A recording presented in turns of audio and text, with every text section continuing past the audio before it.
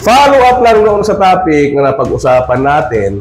Kung mayroon kayong bahay na 10 by 10, ang perimeter niya ho dyan ay 10 times 4 is equals to 40. Ito po yung perimeter natin, no? 10, 10, 10, 10. Ang perimeter niya 40, of course, 10 times 10 is equals to 100 square meter. So kung pupunta naman tayo dito sa 5 times 20 is equals to 100 square meter pa rin, no? Pero ang perimeter niya is 20 plus 20, 40 na kaagad. Plus 5 plus 5, ang perimeter niya will be 50 meter.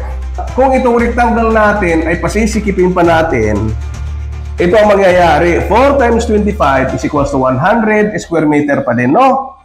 Pero ang perimeter niya is 25 times 2 plus 4 times 2, 58 meters na po ang perimeter. So ano po ang ibig sabihin niyan? Habang ang ginagawa mo ay pasikip ng pasikip yung rectangle, palaki ng palaki yung perimeter, so yung papadiran mo dyan ay pahaba ng pahaba. From that, pwede tayong mag-conclude, considering all other things equal, ang bahay na square ay mas matipid gawin kaysa sa bahay na rectangle.